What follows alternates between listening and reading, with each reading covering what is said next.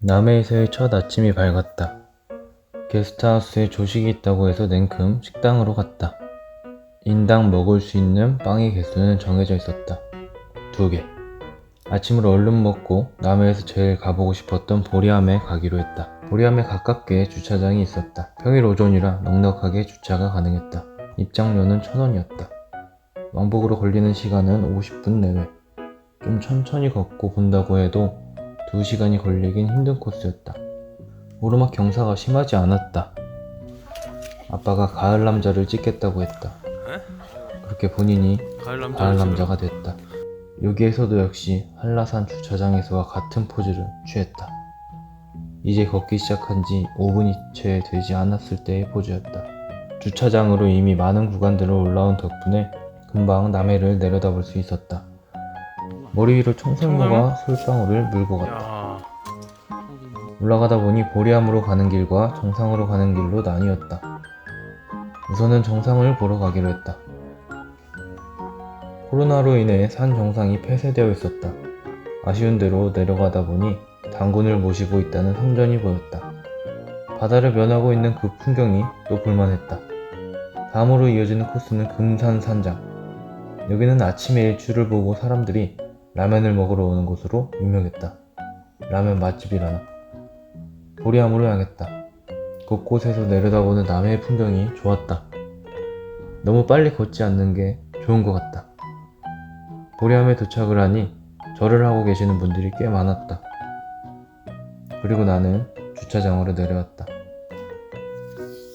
점심도 먹을 겸 남해 독일마을이라는 곳으로 향했다. 야외에 앉아 맥주를 마셨다. 그리고 슈바이 학센이라는 독일식 족발을 주문했다. 돼지였는데 개 맛있었다. 족발을 못 먹는 아빠도 크게 거부감 없이 받아들일 수 있는 메뉴였다. 아빠는 남해에 와서도 표시를 늘 잊지 않았다. 독일 마을 박물관에 갔다. 크지는 않았지만 잠시나마 역사를 돌아볼 수 있는 꽤 유익한 공간이었다. 그리고 아빠는 지인을 만나러 전주로 간다고 했다. 남해의 좋은 풍경을 놔두고 편도로 약 200km가량의 운전을 한다는 게 나로서는 도저히 이해할 수가 없었다. 나는 독일 마을에 남기로 했다. 커피를 주문하고 조금 있다 보니 해가 지고 있었다. 아빠가 200km 운전을 하러 갔기 때문에 나는 갑자기 뚜벅이가 됐다. 걸어가는 도로가 편히 조성된 것은 아니었지만 걸으면서 보는 남해의 풍경이 좋았다. 언덕을 하나 넘으니 왠지 우리 동네와 비슷한 풍경이 펼쳐졌다. 여기저기 집집마다 개소리가 들리고 배추나 마늘 양파들이 자라고 있었다. 걷다 보니 숙소에 도착했다. 언젠가 이런 공간을 만들고 싶다 라는 생각이 절로 드는 숙소였다.